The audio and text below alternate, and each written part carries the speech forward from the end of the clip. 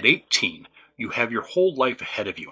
At least that's what Ariana Ptarcinski thought until December 24th, 2021, when her life was cut short. Now, over 2 years later, no one has been charged in this strange case. Will there ever be justice for Ariana? Hello, I am Sean, and this is my channel. If you're new here, then welcome. And if you're a returner, then welcome back. I'm glad to see you again. Uh, is that a new haircut? It looks really nice, so I'm glad that you can make it back. I'm here to research and tell you some true crime stories every week. I'm also happy to say that I have reached 1,000 subscribers, and I'm so happy about that. I'm also happy to announce that I'm planning on doing 2 videos a week. I keep saying happy. I'm just happy. The Monday video and then a Friday video. The Friday video will be more focused on unsolved mysteries or missing persons, because those cases need attention too. A fresh look, something like that. So that's the reason I'm going to do those on Fridays, and they will always be at 9 a.m. Central Time. So if you're not subscribed, please subscribe for the more content. On today, we're going to do this true crime, which is Ariana Ptarcinski, and hopefully I keep pronouncing her name correctly and don't screw it up. Ariana was born on July 28th, 2003, and lived in Spring Hill, Florida. She graduated high school in June of 2021. She had high honors in her school, and she had the goal of being a mortician and was just getting ready to sign up for college classes. She was an introvert and she was an artist, but she loved helping others. Her parents were Edward and Judy, and she also had a little sister named Isabella, sorry. On Christmas Eve, they were all together celebrating, the festivities. This included her boyfriend, 20-year-old Ramon Durst. He was her first boyfriend. They had been dating for about 6 months. As the night came to a close, they all retired to their bedrooms. Around midnight, Edward got up and went to the bathroom, and he heard Durst yelling. I found 2 different accounts of what happened. I'm not positive which one is which, so I'm going to say both. One was that they were still in Ariana's bedroom, and the other one said that they both entered Edward's bedroom. Then they continue the same. There was blood everywhere, and Durst had Ariana by the neck or by the hair, and she was bleeding. She was also bleeding out of her mouth. Ariana collapsed, and they called 911. On the call, Edward was frantic, and in the background you could hear Durst panicking, and he's on the recording. I couldn't find a good recording of it, otherwise I'd play it for you. But Durst was screaming in the background of the 911 call, "I effed up. She was upset and she effing got a knife, dude."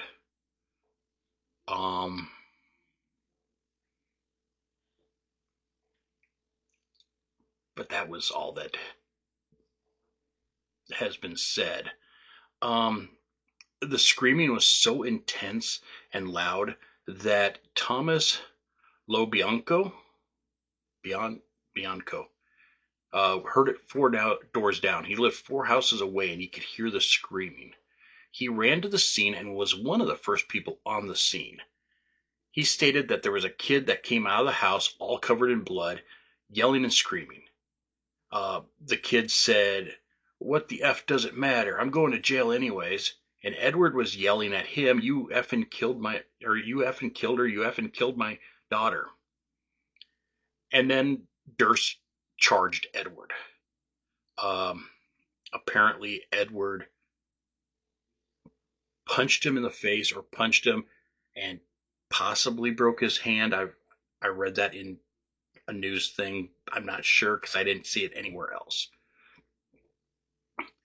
Uh, but when the deputies arrived, they treated everyone like criminals. Edward was taken to the Hernando County Sheriff's Office in handcuffs, and he was processed for evidence and interviewed. The bad thing is that during the interview, the detective affirmed that he was assuming that Durst stabbed Ariana because of the things that he was saying. I only say that is a bad thing because it puts doubt into people's mind. Edward was not in the room, so he could not assume either way.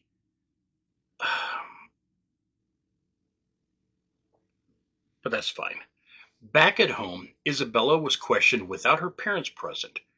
Remember, she's 12. She stated that she heard Durst saying, and her statement was recorded. She stated that she heard him saying that he messed up. Judy was held in a patrol car for hours, as the police report described her as very intoxicated. She repeatedly asked what was going on with Ariana. The deputy told her that she was at the hospital and was getting blood transfusions and that she was stable. Judy asked to use the bathroom, but was refused. This was all recorded on police video.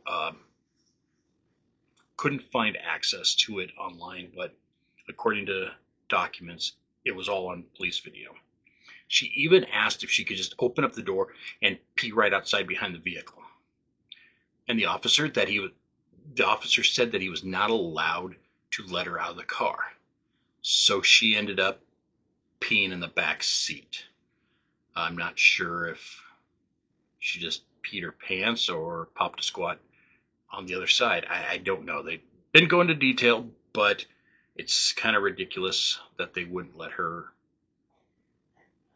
go to the bathroom, and why they kept her in the back of a cruiser for hours. There is an hour-long video of Durst in the back of a police car. On it, he says, "My life is over, and I'm so sorry for what I did," as he sat there in blood-soaked shirt. God, please help me, man. Please help me. My daughter's sick. My leg's over right now. What do you mean? You know what I mean. You see what I'm covered in? Okay. What happened? I don't know. I can't. I'm not going to say something because I know. I slipped on the bed. I slipped on the bed. Okay. Well, that's what we're trying to figure it out.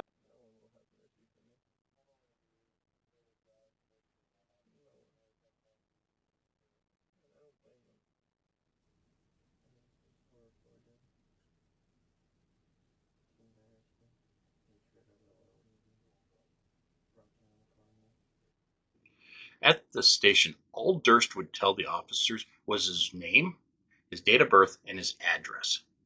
He did not speak. Other than that, I mean, granted, in the back of the police car, he said a whole bunch of stuff, but in the interview room, he didn't say anything besides those things. And hours after the stabbing, Durst was told that they weren't going to charge him with anything. The police would look into the case a little bit further and get back to him. The police told Edward that they believed that it was a self-inflicted cut.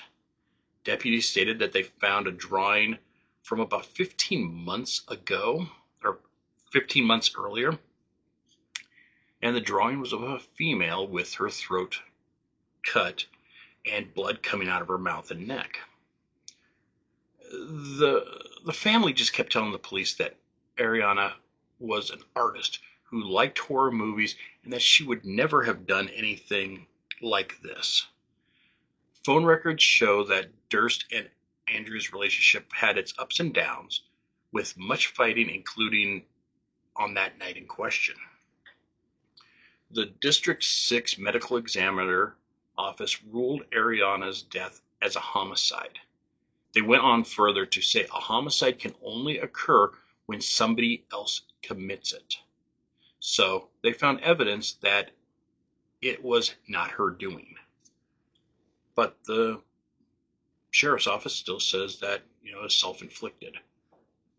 And I'll get on with that a little bit later, sorry. After the events, Durst got a lawyer and clammed up. His lawyer stated that he would not be making a statement, and to this day has yet to make any statement.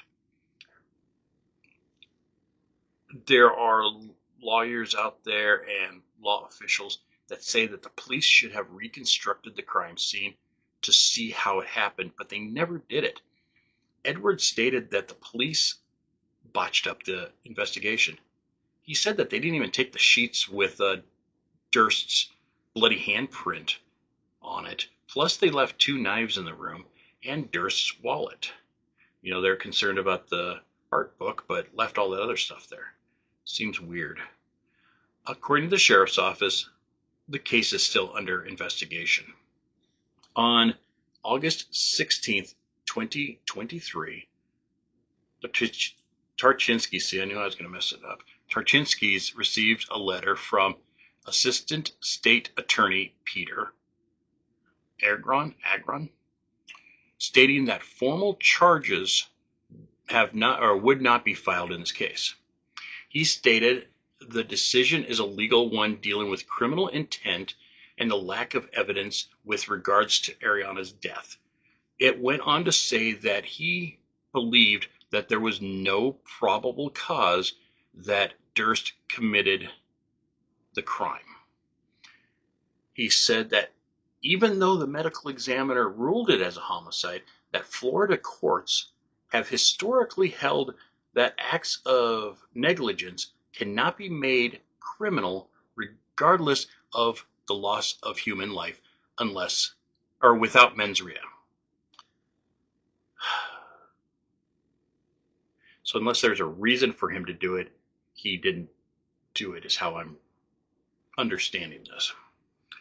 The family, they ended up posting a billboard on US 19 for justice for Ariana. On her 20th birthday, they had a lantern release, and there was many people in attendance. It's such a sad case, and Durst won't say anything. He was in the room. He knows what happened. If he's not guilty, then great. Tell exactly what happened. I mean, he won't even state, if she did harm herself. He's not even saying that. The parents need some closure. They need some knowledge of what's going on. If anyone has any information, come forward and get some justice for Ariana. It's only right. It's sad when a young life is cut short. So, anyhow, thank you for watching. And remember, on Friday, I will start my second video for the week. If you are not subscribed, please do so. Be good to yourself and to others. Love y'all, and I will see you very soon.